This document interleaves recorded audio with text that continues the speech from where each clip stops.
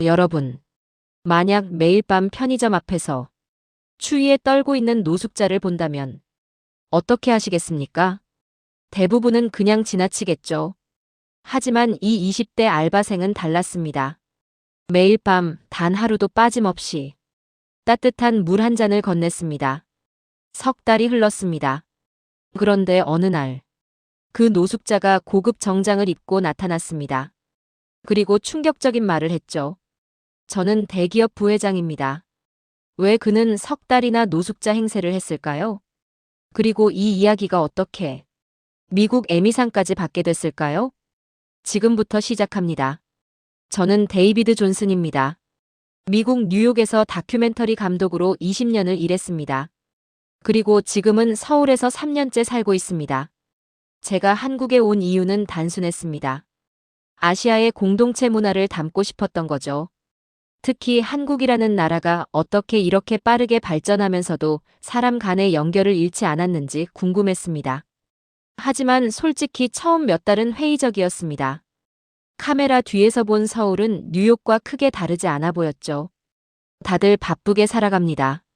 스마트폰만 보며 지하철을 타고 밤늦게까지 일하고 피곤한 얼굴로 집에 돌아갑니다. 어디가 특별하다는 건지 모르겠더라고요. 그런데 작년 11월 제 생각이 완전히 바뀌는 순간이 왔습니다. 강남구의 한 주택가 편의점이었습니다. 저는 그날 밤 11시쯤 그곳을 지나가고 있었습니다. 야간 촬영 장비를 챙기러 가던 길이었죠. 그때 편의점 앞 벤치에 앉아있는 한 남자를 봤습니다. 50대 후반쯤 되어 보이는 남자였습니다. 낡은 코트를 입고 있었고 신발도 많이 달아 있었습니다. 머리는 길게 자라 있었고 수염도 덥수룩했습니다. 뉴욕에서 20년을 살았지만 이런 광경은 처음이었습니다. 아니, 정확히는 이런 광경 자체는 낯설지 않았습니다. 맨해튼 거리에서 노숙자를 보는 건 일상이니까요. 하지만 뭔가 달랐습니다. 그 남자의 표정이요. 뉴욕의 노숙자들은 대부분 무표정하거나 공격적입니다. 지나가는 사람들을 노려보거나 아예 시선을 피하죠. 그런데 이 남자는 달랐습니다. 조용히 앉아서 멀리 있는 건물들을 바라보고 있었습니다. 눈빛이 슬프지도 화나 있지도 않았습니다. 그냥 생각에 잠긴 것처럼 보였습니다. 저는 그냥 지나치려고 했습니다. 다큐멘터리 감독이라고 해서 모든 걸 다 찍는 건 아니니까요. 특히 노숙자 같은 분들은 카메라를 꺼내는 것 자체가 인권 침해일 수 있습니다. 그래서 발걸음을 옮기려던 순간이었습니다. 편의점 문이 열리면서 한 여성이 나왔습니다. 20대 후반쯤 되어 보이는 젊은 여성이었습니다. 편의점 유니폼을 입고 있었죠. 야간 알바생인 것 같았습니다. 그리고 그 여성이 벤치로 다가갔습니다. 손에는 종이컵에 담긴 따뜻한 물이 들려 있었습니다. 저는 본능적으로 멈춰 섰습니다. 미국이었다면 그냥 지나쳤을 겁니다. 아니, 아예 눈길조차 주지 않았겠죠. 그 여성이 남자에게 다가가 조용히 말했습니다.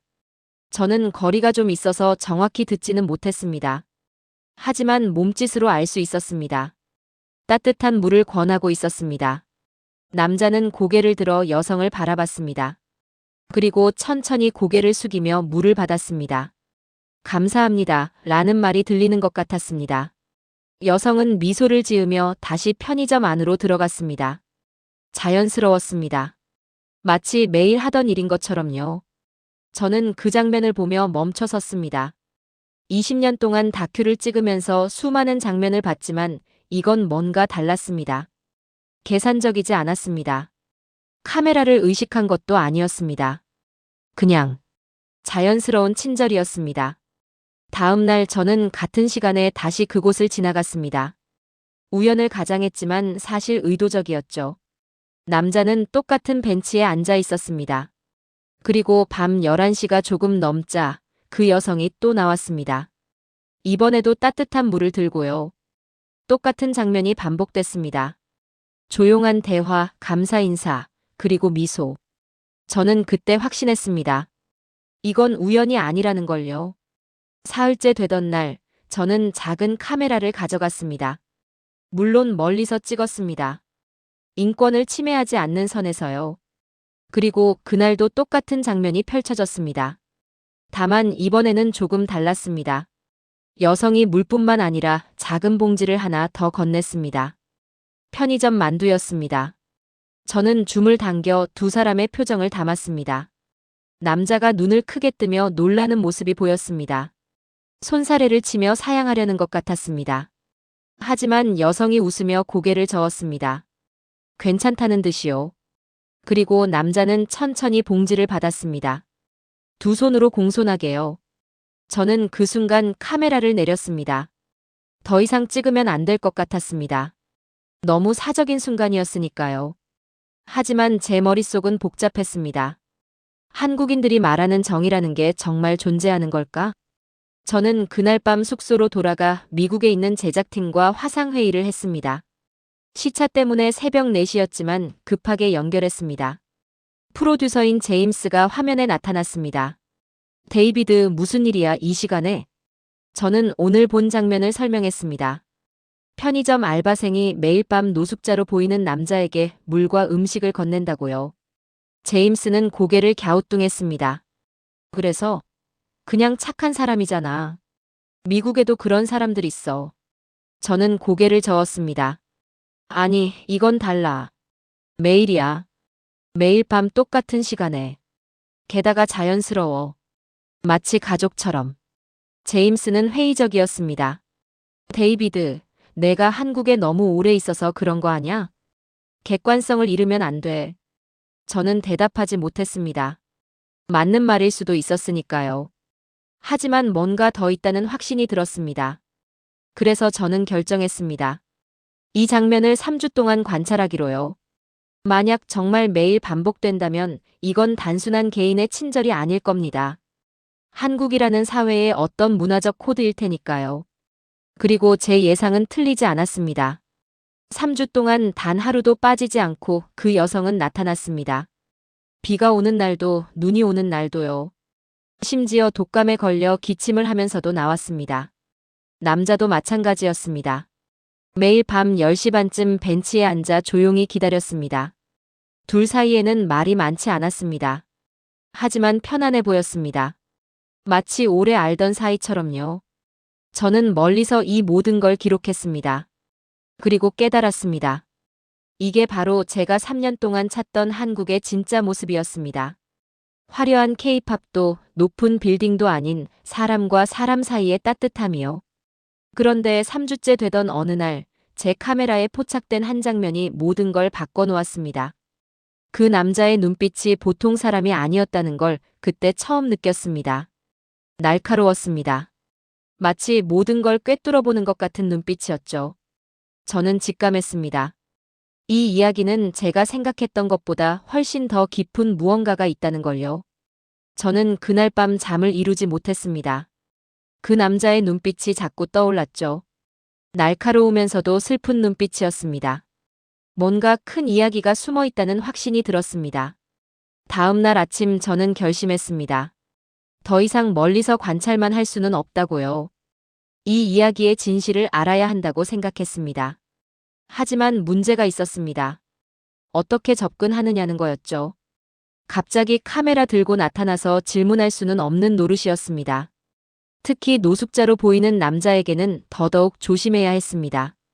그래서 저는 먼저 그 여성에 대해 알아보기로 했습니다. 오후 2시쯤 편의점을 다시 찾았습니다. 낮 시간대에는 다른 직원이 일하고 있었습니다. 50대 중반쯤 되어 보이는 남성이었습니다. 주인으로 보였죠. 저는 음료수 하나를 집어들고 계산대로 갔습니다. 그리고 최대한 자연스럽게 말을 걸었습니다. 실례지만 밤에 일하시는 젊은 여성분이 계시죠? 주인은 고개를 끄덕였습니다. 아, 지은이요? 왜요? 저는 명함을 꺼내 보여줬습니다. 다큐멘터리 감독이라고 소개했죠. 한국의 야간 노동 문화에 대한 다큐를 준비 중이라고 말했습니다. 완전한 거짓말은 아니었습니다. 실제로 그런 프로젝트도 구상하고 있었으니까요. 주인의 표정이 조금 풀렸습니다. 아, 그러시구나. 지은이는 착한 애예요.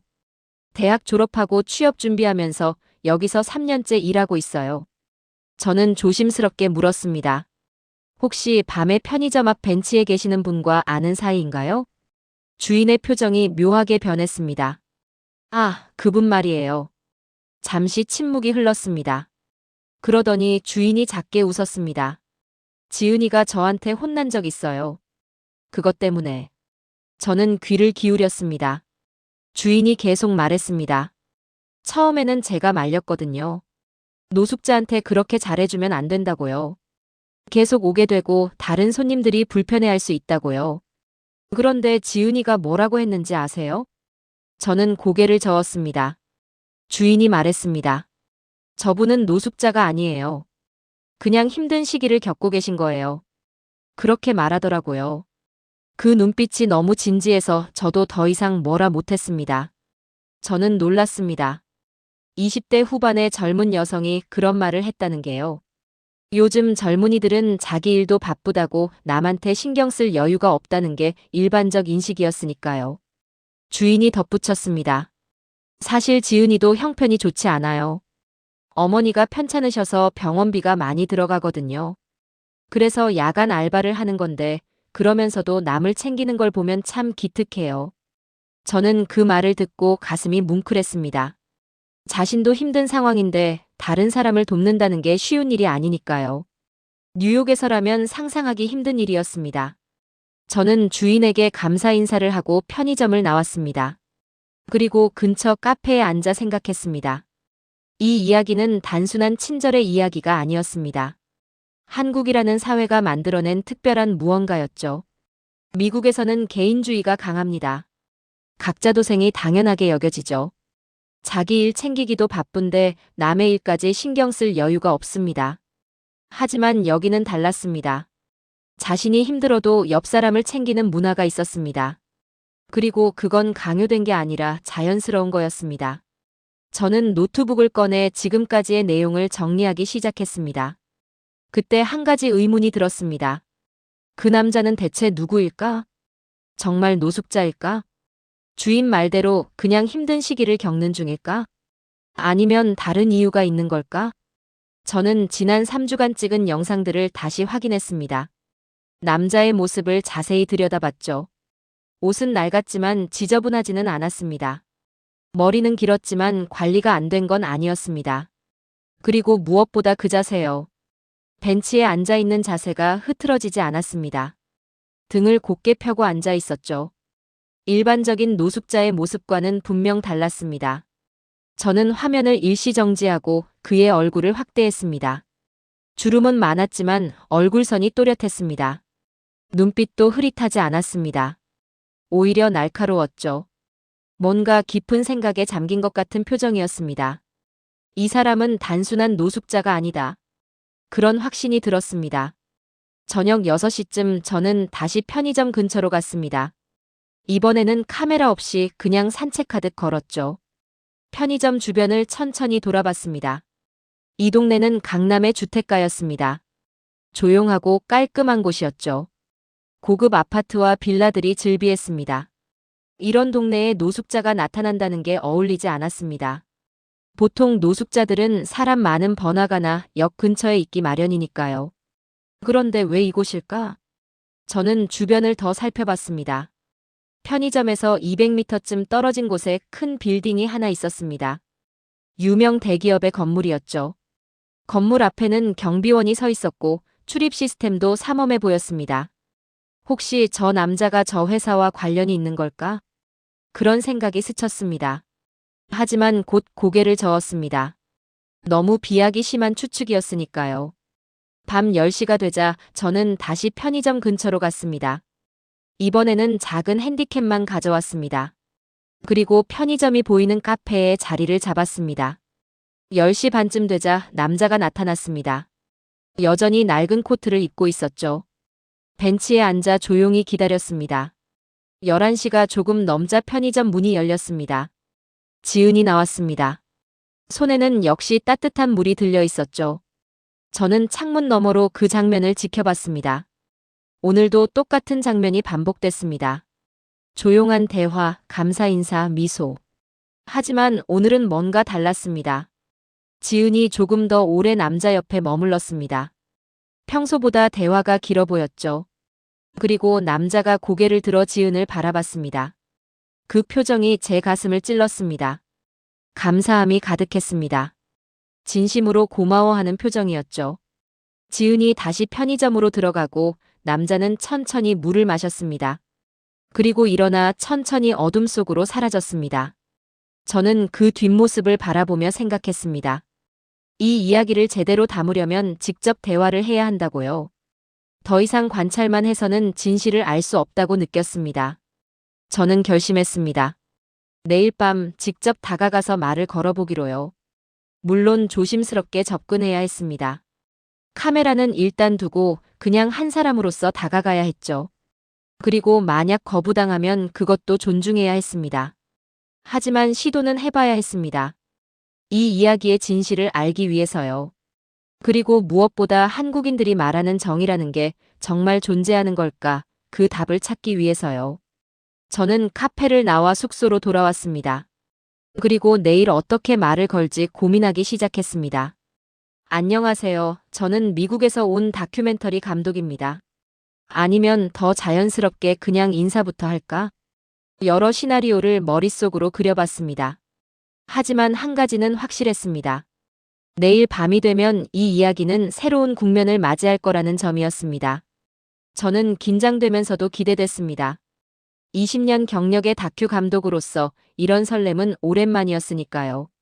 다음 날 저는 하루 종일 초조했습니다. 오후 내내 어떻게 말을 걸지 연습했죠.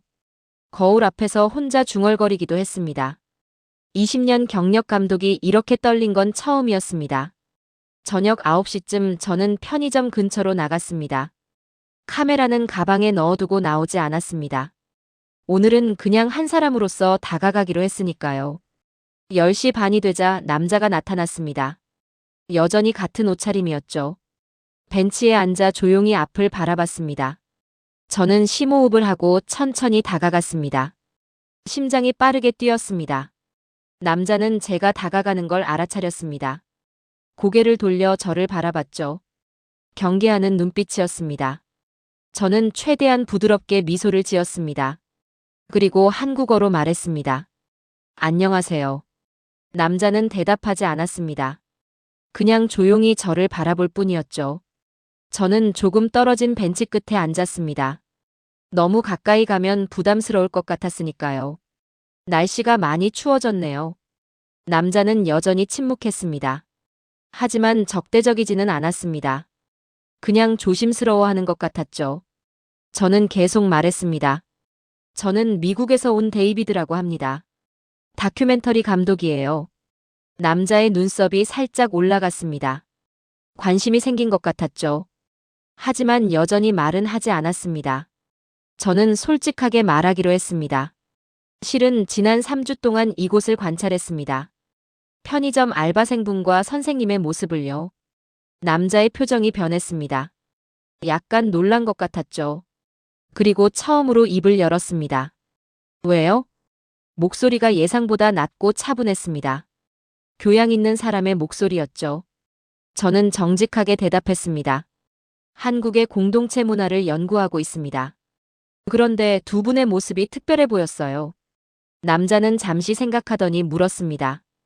카메라로 찍었습니까? 저는 고개를 끄덕였습니다. 멀리서 조심스럽게요. 죄송합니다. 남자는 한숨을 쉬었습니다. 화난 것 같지는 않았습니다. 그냥 피곤해 보였죠. 그리고 조용히 말했습니다. 지우세요. 그 영상들. 저는 당황했습니다. 왜요? 혹시 불편하셨다면 정말 죄송합니다. 남자는 고개를 저었습니다. 불편한 게 아니라 복잡한 상황이라서요. 그 말이 제 호기심을 더 자극했습니다. 혹시 이야기해 주실 수 있으시다면. 남자는 저를 빤히 바라봤습니다. 날카로운 눈빛이었습니다. 마치 제 속을 들여다보는 것 같았죠. 그리고 물었습니다. 왜 궁금해하시죠? 그냥 노숙자와 착한 알바생 이야기 아닙니까? 저는 고개를 저었습니다. 아닙니다. 선생님은 노숙자가 아니시죠? 남자의 눈이 잠깐 흔들렸습니다. 뭘 근거로 그렇게 생각하시죠? 저는 솔직하게 말했습니다. 자세요. 말투요. 그리고 눈빛이요. 20년 동안 수백 명을 인터뷰했습니다. 사람을 보는 눈은 있다고 자부합니다. 남자는 씁쓸하게 웃었습니다. 관찰력이 좋으시네요. 그리고 잠시 침묵이 흘렀습니다. 저는 기다렸습니다. 재촉하면 안 될 것 같았으니까요. 얼마나 시간이 흘렀을까요? 남자가 입을 열었습니다. 저는 시험 중입니다. 시험이요? 저는 되물었습니다. 남자는 멀리 있는 불빛들을 바라보며 말했습니다. 사람을 시험하고 있습니다. 아니, 정확히는 세상을요. 저는 더 물어보고 싶었지만 참았습니다. 남자가 계속 말하길 기다렸죠. 오래전에 저는 성공했습니다. 많은 걸 잃었죠. 돈도 명예도 권력도 있었습니다. 남자의 목소리가 점점 낮아졌습니다. 그런데 어느 순간 깨달았습니다. 제 주변에 진짜 사람이 없다는 걸요. 다들 제 지위와 돈을 보고 다가왔습니다. 저라는 사람은 보지 않았죠. 저는 숨을 죽이고 들었습니다. 이 이야기가 어디로 향할지 긴장됐습니다. 남자가 계속했습니다. 그래서 결심했습니다. 모든 걸 내려놓고 거리로 나가보기로요.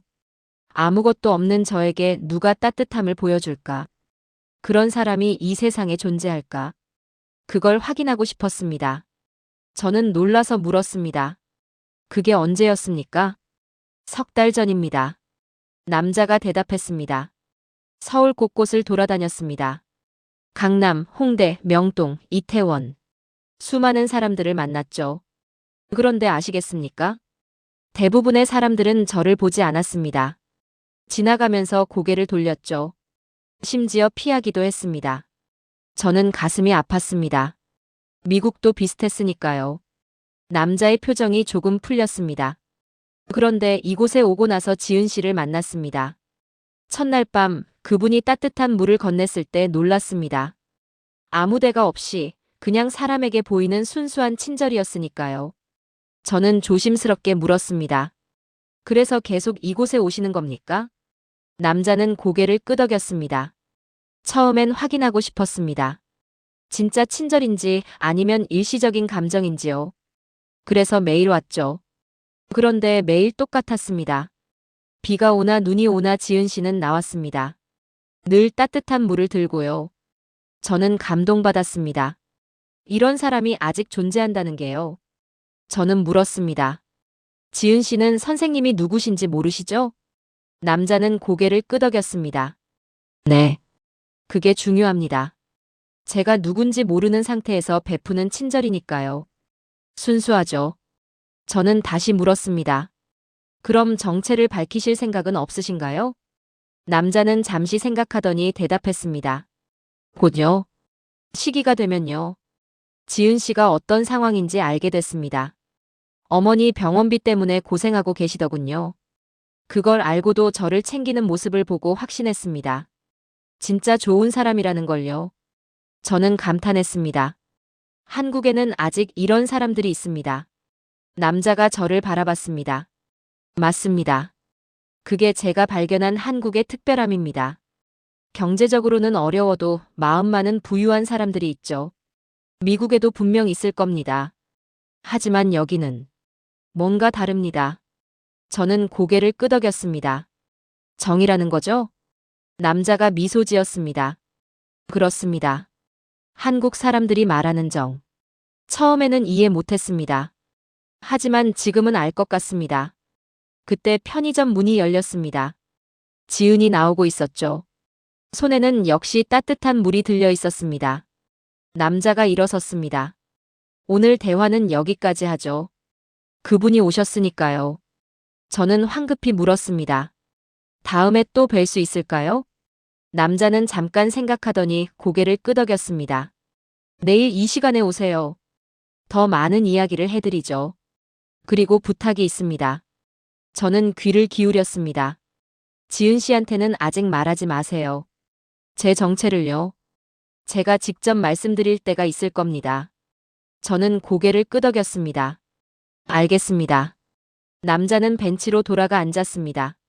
저는 몇 걸음 떨어진 곳에서 그 장면을 지켜봤습니다. 지은이 남자에게 다가가 물을 건넸습니다. 오늘도 여전히 따뜻한 미소였죠. 두 사람의 짧은 대화가 이어졌습니다. 그 모습이 너무나 자연스러웠습니다. 저는 그 장면을 보며 깨달았습니다. 이 이야기는 제가 생각했던 것보다 훨씬 더 깊고 의미 있는 이야기라는 걸요. 단순한 친절의 이야기가 아니었습니다. 한국이라는 나라가 가진 특별한 정신에 관한 이야기였죠. 그리고 그 중심에 지은이라는 젊은 여성이 있었습니다. 자신도 힘든 상황에서 타인을 돌보는 그 마음이요. 저는 숙소로 돌아와 오늘 있었던 일을 정리했습니다. 머릿속이 복잡했습니다. 그 남자의 정체가 궁금했습니다. 대체 어떤 성공을 거둔 사람이길래 이런 실험을 하는 걸까? 그리고 지은에게 어떤 보답을 하려는 걸까? 내일 밤이 기다려졌습니다. 이 이야기의 진실이 조금씩 드러나고 있었으니까요. 다음 날 저는 오전부터 그 남자에 대해 조사하기 시작했습니다. 단서가 별로 없었지만 몇 가지는 알아낼 수 있었죠. 50대 후반, 교양 있는 말투, 그리고 성공한 과거. 편의점에서 200m 떨어진 대기업 건물이 계속 신경 쓰였습니다. 혹시 연관이 있을까? 저는 그 건물에 대해 검색해봤습니다. 한국의 유명한 그룹사 건물이었습니다. 전자, 금융, 건설까지 다양한 계열사를 거느린 곳이었죠. 특히 자선재단으로도 유명했습니다. 매년 수백억 원을 사회에 환원한다고 했습니다. 혹시 그 남자가 이 그룹과 관련이 있는 걸까? 하지만 확신할 수는 없었습니다. 저녁이 되자 저는 다시 편의점으로 향했습니다. 오늘은 어떤 이야기를 들을 수 있을까? 10시 반쯤 남자가 나타났습니다. 저를 보고 가볍게 고개를 끄덕였죠. 저는 조심스럽게 다가가 옆에 앉았습니다. 어제보다는 편안한 분위기였습니다. 남자가 먼저 입을 열었습니다. 어제 말씀드렸죠. 제가 시험 중이라고요. 저는 고개를 끄덕였습니다. 남자가 계속 말했습니다. 사실 저는 작년에 큰 배신을 당했습니다.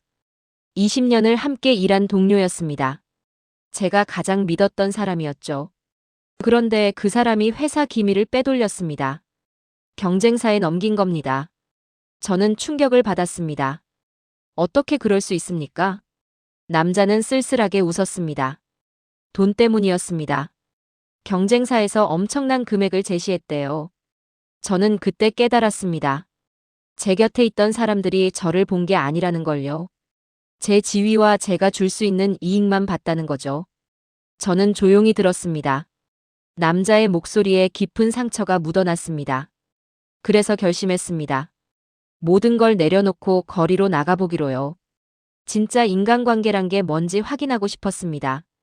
아무것도 가진 게 없는 저를 누가 사람으로 대해줄까? 그런 사람이 정말 존재할까? 남자는 잠시 말을 멈췄습니다. 그리고 멀리 편의점을 바라봤죠. 석 달 동안 서울 곳곳을 돌아다녔습니다. 수백 명의 사람들을 만났죠. 하지만 대부분은 저를 피했습니다. 어떤 사람들은 동정 어린 눈빛을 보냈지만 그게 전부였습니다. 실제로 다가와서 말을 걸거나 도움을 준 사람은 거의 없었죠. 저는 물었습니다. 실망하셨겠습니다. 남자는 고개를 저었습니다. 아니요. 오히려 이해했습니다. 요즘 세상이 그렇잖습니까? 누구나 자기 일로 바쁘죠. 낯선 사람을 도와줄 여유가 없습니다. 특히 노숙자처럼 보이는 사람에게는 더욱 그렇죠. 그런데 이곳에서 지은 씨를 만났습니다. 남자의 표정이 부드러워졌습니다. 첫날 밤이 기억납니다. 이곳 벤치에 앉아 있었는데 편의점 문이 열렸죠. 젊은 여성이 나와서 제게 다가왔습니다. 놀랐습니다. 대부분의 사람들이 피하는데 오히려 다가오다니요. 그리고 따뜻한 물을 건넸습니다. 추운데 이거라도 드세요 라고 하더군요. 저는 그 순간을 상상했습니다. 남자가 얼마나 놀랐을지요. 그날 밤 저는 오랜만에 따뜻함을 느꼈습니다. 단순히 물이 따뜻해서가 아니라 그 마음이 따뜻했으니까요. 그리고 그 다음 날도 지은 씨는 나왔습니다. 한 번도 빠지지 않았죠. 저는 처음에는 의심했습니다. 혹시 제가 누군지 알고 있는 건 아닐까? 아니면 무슨 다른 의도가 있는 건 아닐까? 남자는 고개를 저었습니다. 하지만 아니었습니다. 지은 씨는 정말 순수하게 한 사람을 걱정하는 거였죠. 그래서 주인 아저씨한테 물어봤습니다. 저에 대해 뭘 아냐고요? 주인 아저씨는 아무것도 모른다고 했습니다. 그냥 힘든 시기를 겪는 사람 같다고만 생각한대요. 저는 놀랐습니다. 그렇게 생각하신 겁니까? 남자는 미소 지었습니다. 네. 그리고 더 놀라운 사실을 알았습니다. 지은 씨 본인도 힘든 상황이라는 걸요. 어머니가 암 투병 중이시래요. 병원비가 한 달에 수백만 원씩 든다고 합니다. 그래서 낮에는 다른 알바를 하고 밤에는 이곳에서 일하는 거였죠. 저는 가슴이 먹먹해졌습니다. 그런데도 선생님을 챙기셨습니까? 남자는 고개를 끄덕였습니다. 그게 제가 가장 감동받은 부분입니다. 자신도 힘든데 남을 돌보는 마음이요. 미국에서는 상상하기 힘든 일 아닙니까? 저는 인정할 수밖에 없었습니다. 맞습니다. 미국이었다면 각자 도생이었을 겁니다. 자기 문제 해결하기도 바쁜데 남까지 챙길 여유는 없었겠죠. 남자가 말했습니다. 그게 바로 한국의 특별함입니다. 제가 3개월 동안 발견한 거죠. 경제적으로는 어려워도 정신적으로는 풍요로운 사람들이 있습니다. 특히 한국에는 정이라는 독특한 문화가 있더군요. 저는 물었습니다. 정이요? 남자는 설명했습니다. 단순한 친절이나 동정이 아닙니다. 진심으로 상대를 걱정하고 함께 아파하는 마음이죠. 가족이 아니어도 가족처럼 대하는 거예요. 미국에는 없는 개념입니다. 영어로 번역하기도 어렵죠. 하지만 한국에서는 자연스럽게 존재합니다. 저는 깊이 공감했습니다. 맞습니다. 저도 3년 동안 느꼈습니다. 한국 사람들의 그 독특한 연결감을요. 남자가 계속 말했습니다. 지은 씨가 저를 대하는 태도를 보세요. 제가 누군지 모릅니다. 도움을 받을 수 있는 사람인지도 모르죠. 하지만 그냥 사람으로서 돕는 겁니다. 계산 없이요. 이게 바로 한국이 가진 힘이라고 생각합니다. 경제 성장도 중요하지만 이런 정신이 더 소중하죠. 저는 감탄했습니다. 그래서 이렇게 오래 관찰하신 겁니까? 남자는 고개를 끄덕였습니다. 확신하고 싶었습니다. 진짜인지 아닌지요. 그리고 이제는 확신합니다. 지은 씨는 진짜 좋은 사람이라는 걸요. 저는 조심스럽게 물었습니다. 그럼 이제 정체를 밝히실 건가요? 남자는 잠시 생각했습니다. 곧요. 때가 되면요. 사실 이미 준비는 해뒀습니다. 지은 씨 어머니 병원비부터 시작해서 앞으로의 삶까지요. 제대로 보답하고 싶습니다. 그 순수한 마음에 대해서요. 저는 놀랐습니다. 병원비요? 그럼 선생님은 정말. 남자가 저를 바라봤습니다. 네. 저는 돈이 많습니다. 권력도 있죠. 하지만 그게 중요한 게 아닙니다. 지은 씨는 그런 걸 모르는 상태에서 저를 도왔으니까요. 그게 진짜 가치입니다. 저는 감동받았습니다. 이 남자의 진심이 느껴졌으니까요. 그때 편의점 문이 열렸습니다. 지은이 나오고 있었죠. 오늘도 따뜻한 물을 들고요. 남자가 일어서며 말했습니다. 데이비드 씨, 내일 특별한 날이 될 겁니다. 제가 지은 씨에게 진실을 말할 생각입니다. 그리고 제대로 된 감사를 표하려고요. 당신도 오세요. 이 이야기를 제대로 담을 자격이 있습니다. 저는 가슴이 뛰었습니다. 알겠습니다. 꼭 오겠습니다. 남자는 벤치로 돌아갔습니다. 지은이 다가와 물을 건넸죠. 오늘도 변함없는 따뜻한 미소였습니다. 저는 멀리서 그 장면을 바라봤습니다. 내일이면 모든 게 바뀔 것 같았습니다. 지은은 자신이 도운 사람이 누군지 알게 될 거고 남자는 감춰왔던 정체를 드러낼 것입니다. 그리고 저는 그 모든 순간을 카메라에 담을 수 있을 것 같았죠. 한국의 정이라는 특별한 문화를 증명하는 순간을요. 저는 숙소로 돌아와 장비를 점검했습니다. 내일은 놓칠 수 없는 장면들이 펼쳐질 겁니다. 20년 경력의 감독으로서 이런 설렘은 오랜만이었습니다. 진짜 이야기, 진짜 감동이 거기 있었으니까요. 한국이라는 나라가 가진 특별한 무언가를 제대로 담을 수 있는 기회였습니다. 다음 날 저는 일찍 일어났습니다. 오늘은 특별한 날이 될 거라는 예감이 들었죠. 장비를 꼼꼼히 챙겼습니다. 카메라, 예비 배터리, 마이크까지요. 놓칠 수 없는 순간들을 담아야 했으니까요. 오후 내내 저는 초조했습니다. 저녁이 오기를 기다리는 게 이렇게 길게 느껴진 적이 없었습니다. 10시쯤 저는 편의점 근처에 도착했습니다. 평소보다 조금 일찍 나온 거죠. 카메라 위치를 미리 잡아두고 싶었습니다. 편의점이 잘 보이는 카페 창가에 자리를 잡았습니다. 그리고 조심스럽게 카메라를 설치했죠. 10시 반이 되었습니다. 하지만 남자는 나타나지 않았습니다. 평소 같으면 벌써 벤치에 앉아 있을 시간이었죠. 저는 불안해지기 시작했습니다. 혹시 마음이 바뀐 건 아닐까? 아니면 무슨 일이 생긴 걸까? 11시가 가까워졌습니다. 편의점 문이 열렸습니다. 지은이 나왔습니다. 손에는 여전히 따뜻한 물이 들려 있었죠. 하지만 벤치는 비어 있었습니다. 지은은 주변을 두리번거렸습니다. 당황한 표정이었죠. 그리고 벤치 옆에 서서 기다렸습니다. 5분, 10분이 지났습니다. 지은의 표정이 점점 걱정스러워졌습니다. 저도 마찬가지였죠. 대체 무슨 일이 벌어진 걸까? 그때였습니다. 편의점 앞에 검은색 승용차 한 대가 멈춰 섰습니다. 고급 차량이었습니다. 제가 봐도 수천만 원은 좋게 넘어 보이는 차였죠. 뒷문이 열렸습니다. 그리고 한 남자가 내렸습니다. 저는 숨이 멎는 줄 알았습니다. 그 남자였습니다. 하지만 완전히 다른 모습이었죠. 깔끔한 정장을 입고 있었습니다. 머리도 단정하게 정돈되어 있었습니다. 수염도 말끔히 정리되어 있었죠. 광택이 나는 구두를 신고 있었습니다. 완전히 다른 사람 같았습니다. 아니, 원래의 모습으로 돌아온 거였죠. 지은은 그 광경을 보고 얼어붙었습니다. 손에 들고 있던 물컵이 흔들렸죠. 남자가 천천히 지은에게 다가갔습니다. 저는 재빨리 카메라 줌을 당겼습니다. 두 사람의 표정을 놓칠 수 없었으니까요. 지은 씨.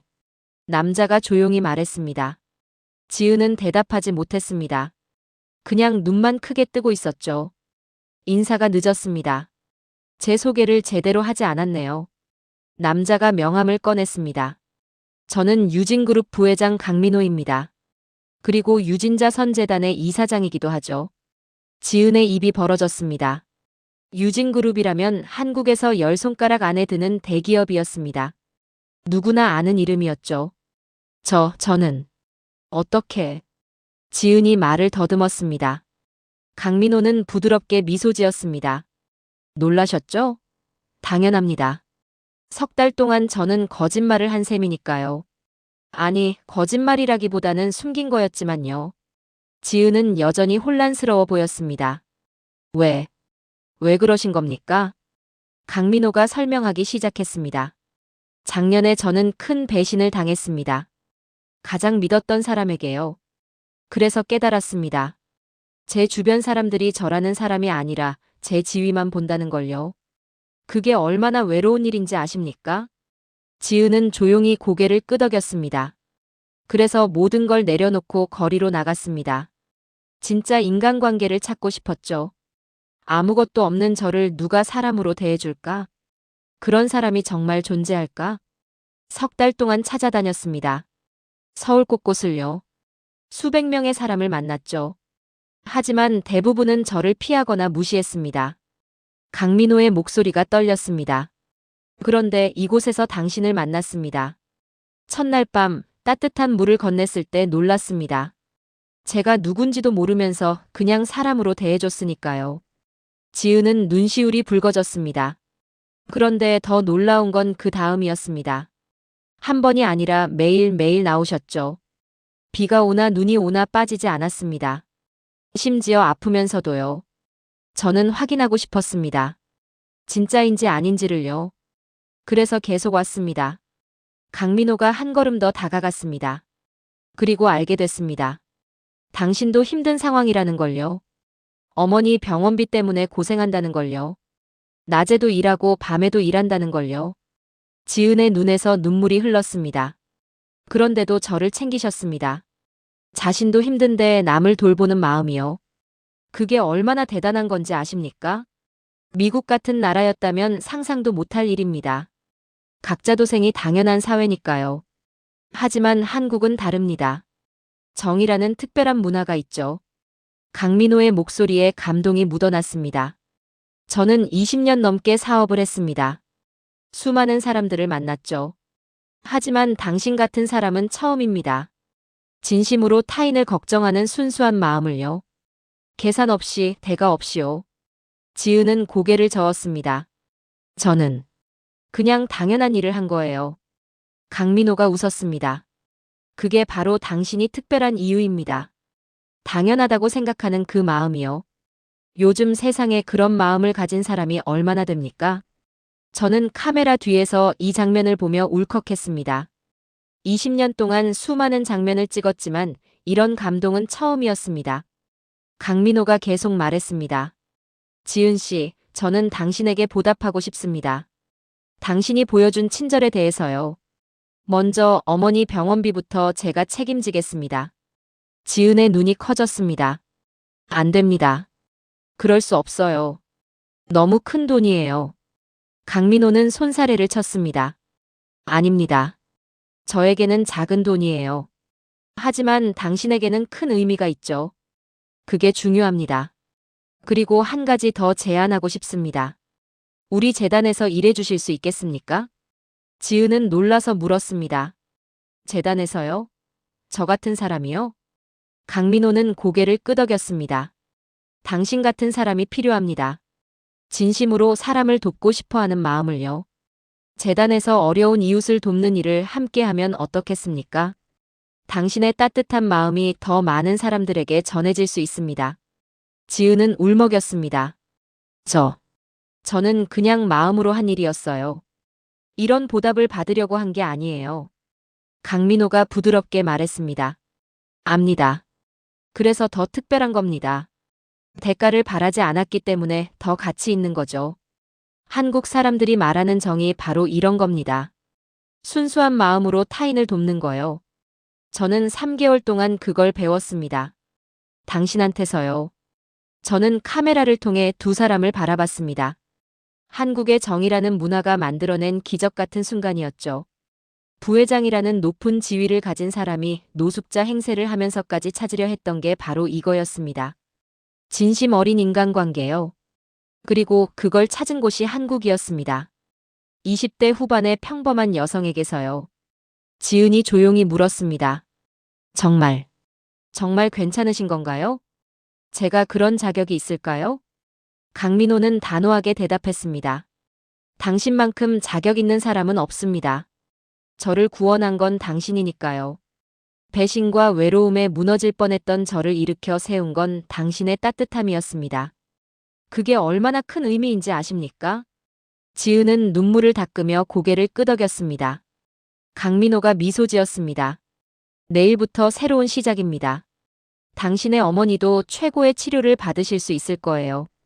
그리고 당신은 더 많은 사람들을 도울 수 있게 될 겁니다. 작은 친절이 이렇게 큰 변화를 만들어냅니다. 저는 카메라를 내렸습니다. 더 이상 찍으면 안 될 것 같았습니다. 너무 사적이고 소중한 순간이었으니까요. 하지만 마음속으로는 확신했습니다. 이 이야기가 바로 제가 찾던 한국의 진짜 모습이라는 걸요. 경제 발전만이 아닌 사람과 사람 사이의 따뜻한 연결이요. 미국에서는 찾기 힘든 그 특별한 정신이요. 저는 조용히 카페를 나왔습니다. 가슴이 벅찼습니다. 20년 경력의 감독으로서 최고의 순간을 담았다는 확신이 들었으니까요. 그리고 깨달았습니다. 한국이 세계적으로 성공할 수 있었던 이유가 단순히 기술이나 경제력만이 아니라는 걸요. 바로 이런 정신이 있었기 때문이라는 걸요. 서로를 돌보는 마음, 공동체를 생각하는 문화, 그리고 순수한 친절이요. 그게 바로 한국의 진짜 힘이었습니다. 6장. 그로부터 2달이 지났습니다. 저는 그동안 이 이야기를 정리하느라 바쁜 시간을 보냈죠. 촬영한 영상들을 편집하고 인터뷰를 추가로 진행했습니다. 그리고 지은과 강민호의 이야기가 어떻게 진행되는지 계속 지켜봤습니다. 결과는 놀라웠습니다. 지은의 어머니는 최고의 병원에서 치료를 받게 됐습니다. 유진그룹이 운영하는 대학병원이었죠. 최고의 의료진이 투입됐습니다. 그리고 기적처럼 상태가 좋아지기 시작했습니다. 암세포가 줄어들고 있다는 소식이었죠. 지은은 재단에서 정식 직원으로 일하기 시작했습니다. 처음에는 많이 어색해했습니다. 편의점 알바생에서 갑자기 대기업 재단 직원이 됐으니까요. 하지만 적응은 빨랐습니다. 지은의 진심 어린 태도가 사람들의 마음을 움직였기 때문이죠. 어느 날 저는 재단 사무실을 방문했습니다. 강민호 부회장이 초대했기 때문입니다. 지은의 근무하는 모습을 보여주고 싶다고 했죠. 재단 사무실은 유진그룹 본사 건물 10층에 있었습니다. 넓고 깔끔한 공간이었습니다. 벽에는 재단이 도운 사람들의 사진이 걸려 있었죠. 지은은 작은 사무실에 앉아 서류를 검토하고 있었습니다. 편의점 유니폼 대신 단정한 정장을 입고 있었죠. 하지만 표정만큼은 여전히 따뜻했습니다. 저를 보고 활짝 웃으며 인사했습니다. 데이비드 감독님, 어서 오세요. 저는 그녀의 변화된 모습에 놀랐습니다. 2달 전과는 완전히 달라 보였죠. 자신감이 넘쳤습니다. 하지만 겸손함은 여전했습니다. 어떻게 지내세요? 저는 물었습니다. 지은은 수줍게 웃었습니다. 아직도 꿈 같아요. 매일 아침 일어나면 이게 현실인가 싶거든요. 강민호가 옆에서 말했습니다. 지은 씨는 이미 재단의 핵심 인력이 됐습니다. 사람을 대하는 태도가 남다르거든요. 진심이 전해지니까 도움을 받는 분들도 마음을 여시죠. 저는 고개를 끄덕였습니다. 구체적으로 어떤 일을 하십니까? 지은이 설명했습니다. 주로 어려운 가정을 찾아가서 상담을 합니다. 어떤 도움이 필요한지 직접 듣고 기록하죠. 병원비가 필요한 분들, 교육비가 필요한 아이들, 주거 문제로 고민하는 가족들. 정말 다양한 사람들을 만나고 있어요. 그녀의 눈빛이 반짝였습니다. 제가 받았던 도움을 이제는 다른 분들께 전할 수 있다는 게 너무 감사해요. 저는 감동받았습니다. 보답을 받은 사람이 다시 다른 사람들을 돕고 있다는 게요. 이게 바로 선순환 아닙니까? 강민호가 미소 지었습니다. 맞습니다. 그게 제가 원했던 겁니다. 지은 씨 같은 사람이 더 많은 사람들을 도우면 그 영향이 또 퍼져나가겠죠. 한국의 정의라는 문화가 계속 이어지는 겁니다. 저는 노트를 꺼내 메모하기 시작했습니다. 이 이야기는 단순한 개인의 성공담이 아니었습니다. 한국 사회 전체의 특별한 문화를 보여주는 사례였죠. 강민호가 말했습니다. 데이비드 감독님, 지난주에 있었던 일을 말씀드려야겠네요. 저는 귀를 기울였습니다.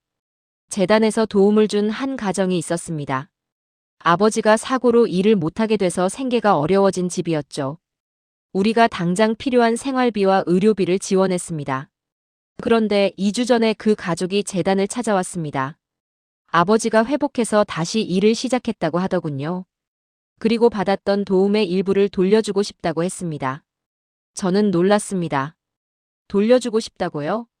강민호가 고개를 끄덕였습니다. 네. 많은 금액은 아니었습니다. 하지만 그 마음이 중요하죠. 자신들이 받은 도움을 다른 어려운 사람에게 전하고 싶다고 했습니다. 이게 바로 한국 사람들의 정신입니다. 받기만 하는 게 아니라 다시 베푸는 거죠. 지은이 덧붙였습니다. 그 가족 아드님이 저한테 그러더라고요. 엄마가 매일 감사하다고 하신대요. 한국에 태어난 게 행운이라고요. 어려울 때 이렇게 도와주는 사회가 어디 있냐고요. 저는 가슴이 뭉클했습니다. 미국에서는 상상하기 힘든 이야기였으니까요. 미국은 개인주의가 강한 사회입니다. 스스로 해결하는 게 당연하게 여겨지죠. 정부 지원도 있지만 복잡하고 제한적입니다. 하지만 한국은 달랐습니다. 사회 전체가 하나의 큰 가족 같았죠. 어려운 사람을 그냥 두고 보지 못하는 문화였습니다. 강민호가 창밖을 바라보며 말했습니다. 우리나라가 이렇게 빨리 발전할 수 있었던 이유가 뭘까요? 기술, 교육, 물론 그것도 중요하죠. 하지만 저는 이 정신이 가장 큰 이유라고 봅니다. 서로 돕고 함께 성장하는 문화요. 한 사람이 잘 되면 주변 사람들도 챙기는 마음이죠. 개인의 성공이 아니라 공동체의 성공을 생각하는 겁니다. 저는 완전히 동의했습니다. 3년 동안 한국에 살면서 느낀 것도 그거였으니까요. 뉴욕에서는 성공한 사람이 자신만 챙기는 경우가 많았습니다. 부자 동네와 가난한 동네가 명확히 나뉘어 있었죠. 하지만 서울은 달랐습니다. 부자들도 사회에 환원하는 걸 당연하게 여겼습니다. 물론 완벽하지는 않았습니다. 한국에도 문제는 있었죠. 하지만 이런 정신만큼은 특별했습니다. 지은이 조심스럽게 말했습니다. 사실 저도 처음엔 이해 못했어요. 왜 부회장님이 그런 실험을 하셨는지요. 그냥 돈으로 해결하시면 되는 거 아닌가 생각했거든요. 하지만 지금은 알 것 같아요. 진심이 중요하다는 걸요. 강민호가 고개를 끄덕였습니다. 맞습니다. 돈으로 해결할 수 있는 건 한계가 있습니다. 진심 어린 관계는 돈으로 살 수 없죠. 저는 그걸 배웠습니다. 지은 씨한테서요. 저는 두 사람의 대화를 들으며 깨달았습니다. 이 이야기가 왜 특별한지를요. 단순히 부자가 가난한 사람을 돕는 이야기가 아니었습니다. 인간의 본질적 가치에 대한 이야기였죠. 지위나 돈이 아닌 진심으로 사람을 대하는 것의 중요성이었습니다. 그리고 그런 문화가 살아있는 한국이라는 나라였습니다. 강민호가 저를 바라보며 물었습니다. 감독님, 다큐멘터리는 어떻게 되어가나요? 저는 대답했습니다. 거의 완성 단계입니다. 이번 주 안에 편집을 끝낼 예정이에요. 제목은 정한국의 마음으로 정했습니다. 두 분의 이야기를 중심으로 한국의 특별한 공동체 문화를 담았죠. 강민호가 관심 있는 표정을 지었습니다. 미국에서 반응이 어떨 것 같습니까? 저는 자신 있게 말했습니다. 큰 반향이 있을 겁니다. 특히 코로나 이후로 사람들이 인간관계의 중요성을 더 느끼고 있거든요. 개인주의에 지친 서구 사회에 이 이야기는 신선한 충격이 될 겁니다. 한국이 경제 강국일 뿐만 아니라 정신적으로도 풍요로운 사회라는 걸 보여줄 거예요. 지은이 수줍게 웃었습니다. 제 이야기가 그렇게까지 대단한 건가요? 저는 고개를 끄덕였습니다. 물론입니다. 당신의 이야기는 한국을 대표하는 이야기예요. 자신도 힘든데 남을 돕는 마음이요. 그게 바로 한국의 힘입니다. K-팝이나 드라마만이 한국의 소프트 파워가 아닙니다. 이런 문화, 이런 정신이 진짜 한국의 매력이죠. 강민호가 진지하게 말했습니다. 감독님 말씀이 맞습니다. 저는 사업을 하면서 세계 각국을 다녔습니다. 미국, 유럽, 일본, 중국. 수많은 나라를 봤죠. 하지만 한국만큼 사람 간의 연결이 강한 나라는 없었습니다. 물론 단점도 있습니다. 때로는 지나친 간섭이 될 수도 있죠. 하지만 긍정적인 면이 훨씬 큽니다.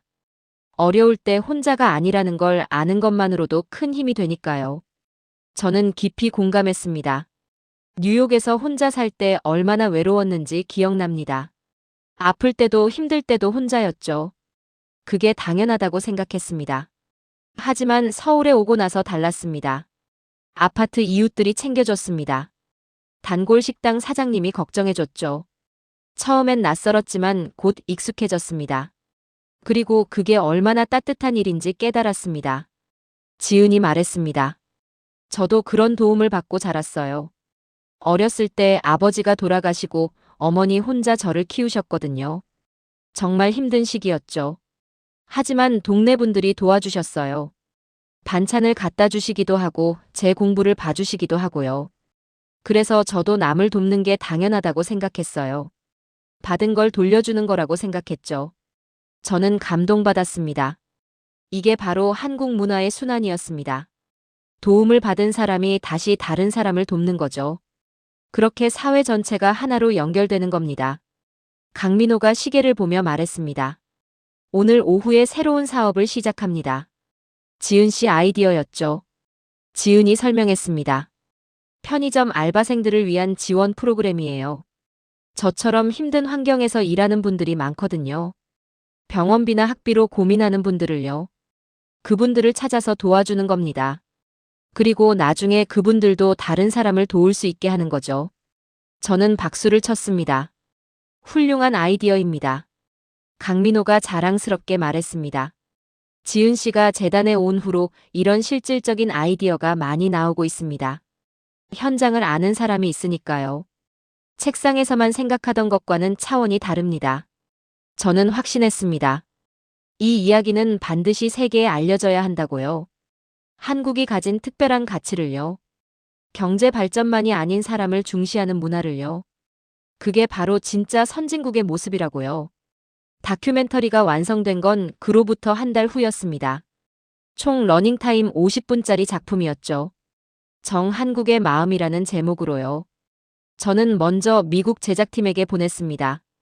반응을 기다리는 동안 정말 초조했죠. 이틀 후 프로듀서 제임스에게서 전화가 왔습니다. 데이비드, 이건 대박이야. 제임스의 목소리가 흥분되어 있었습니다. 우리가 20년 동안 만든 작품 중에 최고야. PBS에서 방영하자고 먼저 연락 왔어. 넷플릭스에서도 관심 보이고 있고. 저는 안도의 한숨을 쉬었습니다. 정말입니까? 제임스가 대답했습니다. 응. 특히 마지막 장면, 강민호가 정체를 밝히는 부분이 압권이야. 편집팀 전체가 울었다고. 그리고 한국 문화에 대한 설명도 완벽해. 미국 시청자들이 이해하기 쉽게 잘 풀어냈어. 저는 기뻤습니다. 3년간의 한국 생활이 헛되지 않았다는 걸 증명한 거였으니까요. 한 달 후 다큐멘터리가 PBS를 통해 방영됐습니다. 반응은 폭발적이었습니다. 방영 직후부터 소셜미디어가 난리였죠. 한국에 이런 문화가 있었다니 놀랍다. 미국도 이런 정신을 배워야 한다. 개인주의에 지친 우리에게 필요한 메시지다. 수백 개의 댓글이 달렸습니다. 뉴욕타임스에서 리뷰 기사를 실었습니다. 한국에 숨겨진 힘 공동체 정신이 만든 기적. 워싱턴 포스트도 다뤘죠. K-팝을 넘어선 한국의 진짜 소프트 파워. 저는 한국에서 이 소식을 접했습니다. 가슴이 벅찼죠. 제가 발견한 한국의 가치를 세계가 인정해주고 있었으니까요. 강민호와 지은도 일약 유명 인사가 됐습니다. 한국 언론에서 먼저 보도했죠. 부회장이 노숙자 행세하며 찾은 진짜 인간관계. 편의점 알바생의 따뜻한 마음이 만든 기적. 방송 인터뷰 요청이 쏟아졌습니다. 하지만 강민호는 대부분 거절했습니다. 저한테 조용히 말하더군요. 너무 드러나면 본질을 잃을 것 같습니다. 우리가 중요하게 여기는 건 진심이지 유명세가 아니니까요. 저는 그의 생각에 동의했습니다. 하지만 몇 개의 의미 있는 인터뷰는 진행하기로 했죠. 특히 젊은 세대에게 메시지를 전하고 싶다고 했습니다. 어느 날 저는 한국의 한 방송국에서 토크쇼 녹화에 참여했습니다. 강민호와 지은도 함께였죠. 진행자가 물었습니다. 부회장님, 왜 그런 극단적 선택을 하셨나요? 강민호가 차분하게 대답했습니다. 극단적이지 않았습니다. 오히려 본질로 돌아간 거였죠. 우리가 살면서 가장 중요한 게 뭡니까? 돈, 명예, 권력? 아닙니다. 진심 어린 관계입니다. 그걸 확인하고 싶었을 뿐입니다. 진행자가 지은을 향해 물었습니다. 처음 그분을 봤을 때 어떤 생각이 들었나요? 지은이 수줍게 대답했습니다. 그냥 추워 보였어요. 따뜻한 물이라도 드리면 좋겠다고 생각했죠. 특별한 이유는 없었어요. 진행자가 놀라며 말했습니다. 그게 바로 특별한 겁니다. 이유 없는 친절이요. 요즘 젊은 세대들한테 필요한 메시지예요. 스튜디오에 있던 청중들이 박수를 쳤습니다. 저는 그 광경을 보며 확신했습니다. 이 이야기가 한국 사회에 긍정적 영향을 주고 있다는 걸요. 방송 후 반응은 엄청났습니다. 특히 20대와 30대 젊은이들의 반응이 뜨거웠죠. 나도 주변 사람들을 더 챙겨야겠다. 작은 친절부터 실천하고 싶다. 한국 사람으로 태어난 게 자랑스럽다. 소셜미디어에 이런 댓글들이 넘쳐났습니다. 그리고 실제로 변화가 일어나기 시작했습니다. 편의점 알바생들에게 따뜻한 말 한마디를 건네는 사람들이 늘었습니다. 거리에서 어려운 사람을 보면 모른 척하지 않고 도와주는 이들이 생겼죠. 작지만 의미 있는 변화들이었습니다. 유진재단에는 자원봉사 신청이 폭주했습니다. 강민호가 저한테 말했습니다. 데이비드 감독님 덕분입니다. 이 이야기를 세상에 알려주셔서요. 저는 고개를 저었습니다. 아닙니다. 원래 있던 걸 발견한 것뿐이에요. 한국의 정이라는 문화는 이미 존재했으니까요. 저는 그냥 카메라로 담았을 뿐입니다. 그런데 놀라운 일이 더 있었습니다. 해외에서도 반응이 이어졌죠. 일본에서 이 다큐를 방영했습니다. 반응이 뜨거웠습니다. 한국의 공동체 정신을 배우고 싶다. 일본도 잃어버린 이웃 간의 정을 되찾아야 한다. 일본 방송국에서 저를 초청했습니다. 비슷한 프로젝트를 진행하고 싶다고 했죠. 중국에서도 관심을 보였습니다. 중국 중앙방송에서 다큐를 소개했습니다. 한국의 빠른 경제 발전 뒤에 숨은 비밀. 물질만이 아닌 정신적 풍요를 이룬 나라. 유럽에서도 마찬가지였습니다. BBC에서 특집으로 다뤘죠. 동아시아의 작은 나라가 보여준 큰 교훈. 프랑스, 독일, 이탈리아에서도 방영됐습니다. 저는 놀라웠습니다. 한국의 정이라는 문화가 이렇게 전 세계적으로 공감을 얻을 줄은 몰랐으니까요. 하지만 생각해보니 당연했습니다. 코로나 팬데믹 이후 사람들은 단절을 경험했죠. 개인주의의 한계를 느꼈습니다. 다시 연결되고 싶어 했습니다. 그런 시대에 한국의 공동체 문화는 희망의 메시지였습니다. 몇 달 후 저는 다시 뉴욕으로 돌아갔습니다. 다큐멘터리 시상식에 참석하기 위해서였죠. 에미상 후보에 올랐습니다. 시상식 날 저는 긴장했습니다. 결과가 발표됐습니다. 최우수 다큐멘터리상, 정한국의 마음. 저는 무대에 올라가 상을 받았습니다. 수상 소감을 말할 차례였죠. 이 상은 제 것이 아닙니다. 한국이라는 나라와 그곳 사람들의 것입니다. 특히 강민호 부회장과 지은 씨, 두 분의 진심이 만든 기적입니다. 저는 3년 동안 한국에서 살며 배웠습니다. 진짜 선진국은 경제력만으로 만들어지지 않는다는 걸요. 사람을 중시하는 문화, 서로 돕는 정신이 있어야 합니다. 한국은 그걸 보여줬습니다. K-팝, 드라마, 영화로 세계를 감동시킨 한국이지만 진짜 힘은 바로 이 정신에 있습니다. 청중들이 기립박수를 보냈습니다. 저는 무대를 내려오며 생각했습니다. 한국에서의 3년이 제 인생 최고의 시간이었다고요. 시상식 후 여러 방송국에서 인터뷰 요청이 왔습니다. 저는 기회가 될 때마다 한국을 이야기했죠. 단순히 경제 강국이 아니라 정신적으로도 풍요로운 나라라고요. 뉴욕의 제 사무실에는 한국에서 보내온 편지들이 쌓였습니다. 대부분 감사의 편지였습니다. 한국의 좋은 모습을 알려주셔서 감사합니다. 해외에 나가면 늘 한국을 설명하기 어려웠는데 이제 이 다큐를 보여주면 됩니다. 우리 아이들에게 자랑스러운 한국을 보여줄 수 있어 기쁩니다. 저는 편지를 읽으며 뿌듯했습니다. 제가 한 일이 의미 있었다는 걸 확인했으니까요. 어느 날 강민호에게서 이메일이 왔습니다. 데이비드 감독님, 좋은 소식이 있습니다. 유진재단의 지원을 받은 사람들이 1000명을 넘었습니다. 그중 300명이 다시 재단에 기부를 했습니다.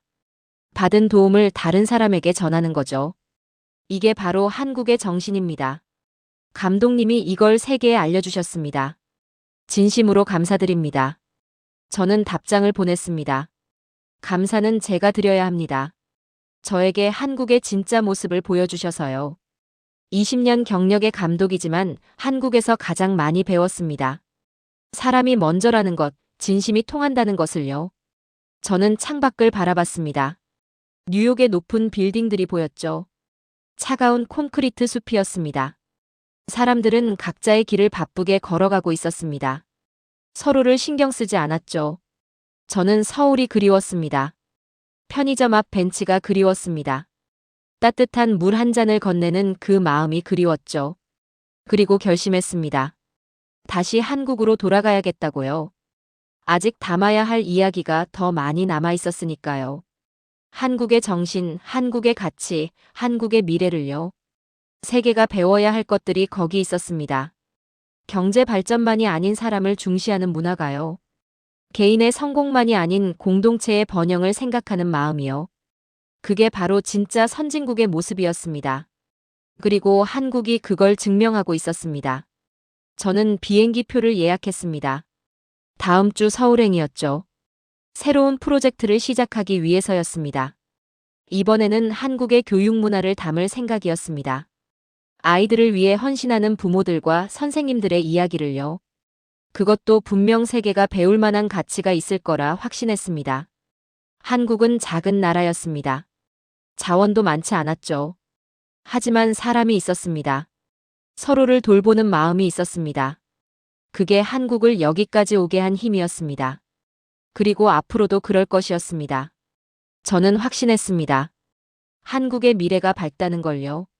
이런 정신이 살아있는 한 어떤 어려움도 이겨낼 수 있을 거라고요. 8장. 1년이 흘렀습니다. 저는 약속대로 서울로 돌아왔고 새로운 프로젝트를 진행하고 있었죠. 하지만 가끔은 지은과 강민호를 만나러 갔습니다. 그들의 이야기가 어떻게 이어지는지 궁금했으니까요. 어느 가을날 저는 유진재단을 다시 찾았습니다. 1년 만이었죠.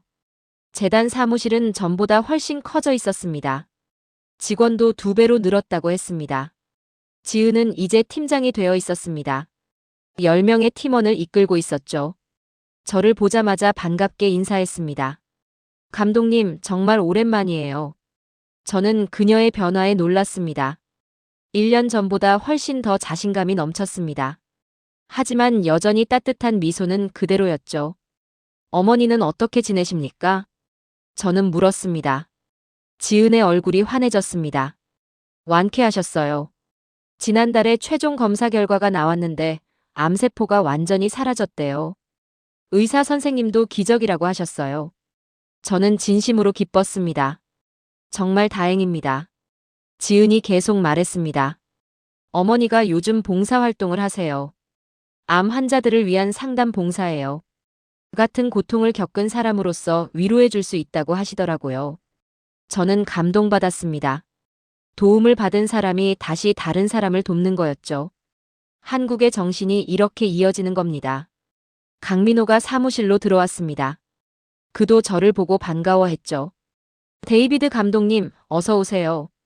좋은 소식이 많습니다. 우리는 회의실로 자리를 옮겼습니다. 강민호가 자료를 펼쳐 보였습니다. 지난 1년 동안 재단이 도운 사람이 2,000명을 넘었습니다. 병원비, 학비, 생활비, 주거비. 다양한 지원을 했죠. 그런데 놀라운 건 이겁니다. 그중 500명이 다시 재단에 기부를 했습니다. 저는 놀랐습니다. 500명이요? 4분의 1이나 되는군요. 강민호가 고개를 끄덕였습니다. 네. 많은 금액은 아닙니다. 10만 원, 20만 원 정도죠. 하지만 그 마음이 중요합니다. 받은 도움을 다른 사람에게 전하는 거니까요. 이게 바로 선순환입니다. 한국의 정이 만들어내는 기적이죠. 지은이 덧붙였습니다. 더 놀라운 건 따로 있어요. 우리 프로그램을 보고 다른 기업들도 비슷한 재단을 만들었어요. 지난 1년 동안 5개 기업이 새로운 자선재단을 설립했습니다. 모두 우리 모델을 참고했다고 하더라고요. 저는 감탄했습니다. 한 사람의 작은 친절이 이렇게 큰 변화를 만들어냈다는 게요. 강민호가 말했습니다. 사실 더 큰 계획이 있습니다. 해외로 이 모델을 확산하려고요. 저는 귀를 기울였습니다. 베트남, 필리핀, 인도네시아 같은 개발도상국에 한국형 지원 모델을 전파하려고 합니다. 단순히 돈을 주는 게 아니라 정의 문화를 함께 전하는 거죠. 진심으로 사람을 대하는 마음을요. 지은이 설명했습니다. 내년 초에 베트남에 첫 지부를 열 예정이에요. 현지 직원들을 교육해서 한국식 방법으로 어려운 사람들을 돕는 겁니다. 그리고 그들도 나중에 다른 사람을 도울 수 있게 하는 거죠. 저는 흥분됐습니다. 한국의 정신이 아시아 전체로 퍼지는 거군요. 강민호가 진지하게 말했습니다. 그게 저의 꿈입니다. 한국이 경제 강국만이 아니라 정신적으로도 선진국이라는 걸 보여주는 거죠. K-팝이나 드라마처럼 문화로 세계에 영향을 주는 겁니다. 하지만 더 본질적인 문화로요. 사람을 대하는 방식, 공동체를 생각하는 마음으로요. 저는 완전히 동의했습니다. 훌륭한 비전입니다. 그때 지은의 휴대폰이 울렸습니다. 전화를 받더니 표정이 밝아졌죠. 네, 알겠습니다. 지금 바로 가겠습니다. 전화를 끊고 저희를 보며 말했습니다. 혹시 시간 되시면 같이 가실래요? 오늘 특별한 행사가 있거든요. 저는 물었습니다. 무슨 행사입니까? 지은이 설명했습니다. 작년에 우리가 도운 한 가족이 있어요. 아버지가 사고로 다쳐서 일을 못하게 됐었죠. 우리가 치료비와 생활비를 지원했어요. 그런데 아버지가 회복해서 이제 식당을 열었대요. 오늘이 개업일이에요. 우리를 초대했다고 하더라고요. 저는 흔쾌히 동의했습니다. 꼭 가보고 싶습니다. 우리는 차를 타고 서울 외곽으로 향했습니다. 30분쯤 달려 작은 동네에 도착했죠. 골목 안쪽에 새로 단장한 식당이 있었습니다. 감사식당이라는 간판이 걸려 있었습니다. 문을 열고 들어가자 한 가족이 우리를 맞았습니다. 40대 중반의 부부와 중학생쯤 되어 보이는 아들이었죠. 아버지가 깊게 인사했습니다. 정말 오셨군요. 감사합니다. 지은이 미소 지으며 말했습니다. 축하드려요. 식당이 정말 깨끗하네요. 아버지가 자랑스럽게 말했습니다. 1년 전만 해도 상상도 못했습니다. 다시 일어설 수 있을 거라고요. 재단 덕분에 치료를 받고 다시 꿈을 꿀 수 있었습니다. 어머니가 눈물을 글썽이며 말했습니다. 정말 감사해요. 그래서 식당 이름도 감사식당으로 지었어요. 받은 은혜를 잊지 않으려고요. 아들이 수줍게 말했습니다. 저도 나중에 크면 어려운 사람들 돕고 싶어요. 누나처럼요. 아들이 지은을 보며 말했습니다. 지은이 아이의 머리를 쓰다듬었습니다. 그래, 넌 꼭 그럴 수 있을 거야. 저는 그 광경을 보며 감동받았습니다. 한 세대에서 다음 세대로 이어지는 거였죠. 도움을 받은 아이가 자라서 다시 다른 사람을 돕는 겁니다. 이게 바로 한국의 힘이었습니다. 아버지가 말했습니다. 사실 특별한 메뉴가 있어요. 매주 수요일에는 어려운 분들께 무료로 식사를 대접하려고 합니다. 제가 받은 도움을 이렇게라도 갚고 싶어서요. 강민호가 박수를 쳤습니다. 훌륭합니다. 그게 바로 우리가 바라던 겁니다. 도움이 순환되는 거죠. 저는 카메라를 꺼냈습니다. 이 순간을 기록하고 싶었죠. 한국의 정신이 살아 숨쉬는 현장이었으니까요. 식사 후 우리는 식당 밖으로 나왔습니다. 해가 지고 있었습니다. 노을이 아름다웠죠. 강민호가 조용히 말했습니다. 1년 전 그날 밤이 기억나십니까? 편의점 앞 벤치에서 당신을 처음 만났을 때요. 저는 고개를 끄덕였습니다. 물론입니다. 제 인생을 바꾼 날이었죠. 강민호가 계속 말했습니다. 저도 마찬가지입니다. 그날 지은 씨가 따뜻한 물을 건넸을 때 깨달았습니다. 세상이 아직 버릴 만한 곳이 아니라는 걸요. 진심으로 사람을 대하는 이들이 있다는 걸요. 특히 한국에는 그런 사람들이 많다는 걸요. 지은이 부끄러워하며 말했습니다. 저는 정말 당연한 일을 했을 뿐인데요. 강민호가 고개를 저었습니다. 아닙니다. 당연하게 생각하는 그 마음이 특별한 겁니다. 한국의 정이라는 문화가 바로 그거죠. 남을 돕는 게 특별한 일이 아니라 당연한 일이라고 생각하는 거요. 저는 두 사람을 바라보며 생각했습니다. 이 이야기가 결코 끝나지 않을 거라고요. 계속 이어질 거라고요. 한 사람에서 다음 사람으로, 한 세대에서 다음 세대로요. 그리고 한국에서 세계로요. 며칠 후 저는 미국 제작팀과 화상회의를 했습니다. 새로운 다큐멘터리를 제안했죠. 정의 확산 한국에서 세계로라는 제목이었습니다. 한국의 공동체 문화가 어떻게 다른 나라로 퍼져나가는지를 담는 겁니다. 제임스가 흥분하며 말했습니다. 완벽해. 전편의 후속작으로 딱이야. 시청자들도 그 다음 이야기가 궁금해할 거야. 저는 확신했습니다. 이 이야기가 세계적으로 더 큰 반향을 일으킬 거라고요. 한국이 단순히 경제 강국이 아니라 정신적 선진국이라는 걸 증명할 거라고요. 그날 밤 저는 호텔 창문으로 서울의 야경을 바라봤습니다. 수많은 불빛이 반짝이고 있었죠. 저 빛 하나하나가 사람들의 삶이었습니다. 서로 연결되어 있는 살들이었죠. 미국에서는 각자의 빛이 따로따로 빛났습니다. 하지만 한국에서는 달랐습니다. 서로가 서로를 비춰주며 더 밝게 빛났습니다. 그게 바로 한국의 힘이었습니다. 정이라는 문화가 만들어낸 특별한 빛이었습니다. 저는 노트북을 펼쳐 일기를 쓰기 시작했습니다. 한국에서의 4년째, 저는 여전히 배우고 있습니다. 사람이 먼저라는 것, 진심이 통한다는 것을요. 개인의 성공만이 아니라 공동체의 번영을 생각하는 마음을요. 20년 경력의 감독이지만 한국에서 가장 많이 성장했습니다. 더 나은 사람이 되는 법을요. 한국은 작은 나라지만 큰 마음을 가진 나라입니다. 자원은 적지만 사람이 있습니다. 그리고 그 사람들이 서로를 돌보는 문화가 있습니다. 그게 한국을 세계적인 나라로 만든 진짜 힘입니다. K-팝, 드라마, 영화, 반도체, 자동차. 한국의 성공은 다양한 분야에서 증명됐습니다. 하지만 가장 위대한 성공은 따로 있습니다. 사람을 잃지 않았다는 것입니다. 빠른 발전 속에서도 서로를 돌보는 마음을 지켰다는 것입니다. 그게 바로 진짜 선진국의 모습입니다. 저는 이 이야기를 계속 세계에 전할 것입니다. 한국이 얼마나 특별한 나라인지를요. 그리고 세계가 한국에서 무엇을 배울 수 있는지를요. 편의점 앞 벤치에서 시작된 작은 친절이 이렇게 큰 변화를 만들었습니다. 한 사람의 따뜻한 마음이 1000명을, 10,000명을 변화시켰습니다. 그리고 이제는 국경을 넘어 세계로 퍼져나가고 있습니다. 이게 바로 한국의 소프트 파워입니다. 무력이 아닌 마음으로, 강요가 아닌 감동으로 세계를 움직이는 힘입니다. 저는 자랑스럽습니다. 이런 나라를 발견했다는 것이, 이런 이야기를 전할 수 있다는 것이요. 그리고 확신합니다. 한국의 미래가 밝다는 것을요. 이런 정신이 살아있는 한 어떤 어려움도 이겨낼 수 있을 것입니다. 한국은 계속 성장할 것입니다. 경제적으로도, 문화적으로도, 그리고 무엇보다 정신적으로도요.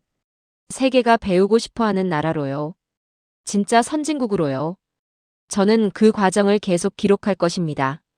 카메라 뒤에서, 때로는 카메라 앞에서요. 한국의 이야기를, 한국 사람들의 마음을, 한국의 정신을요. 그것이 제가 여기 있는 이유입니다. 그리고 앞으로도 계속 여기 있을 이유입니다. 저는 노트북을 닫고 창밖을 다시 바라봤습니다. 서울의 밤은 여전히 아름다웠습니다. 그리고 어딘가에서는 오늘도 누군가가 작은 친절을 베풀고 있을 것입니다. 따뜻한 물 한 잔을, 따뜻한 말 한마디를요. 그 작은 친절들이 모여 큰 변화를 만들어낼 것입니다. 그게 바로 한국입니다. 정의 나라입니다. 마음의 나라입니다. 그리고 희망의 나라입니다. 저는 미소 지었습니다.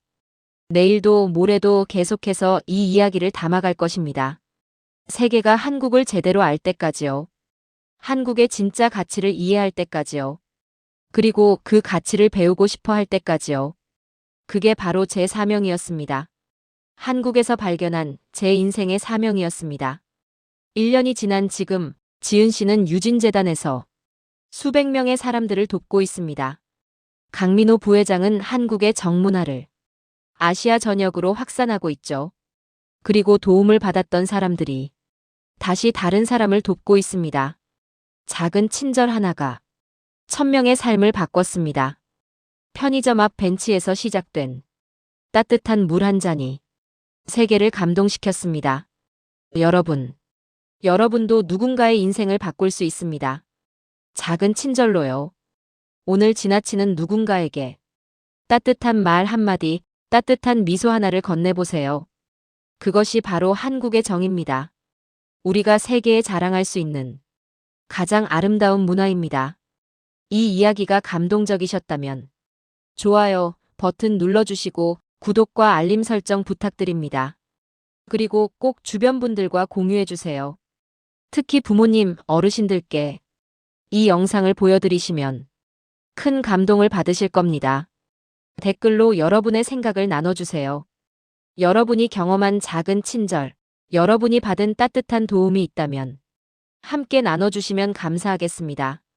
다음 영상에서는 더 감동적인 한국의 이야기로 찾아뵙겠습니다. 시청해주셔서 감사합니다. 여러분 모두 따뜻한 하루 보내세요.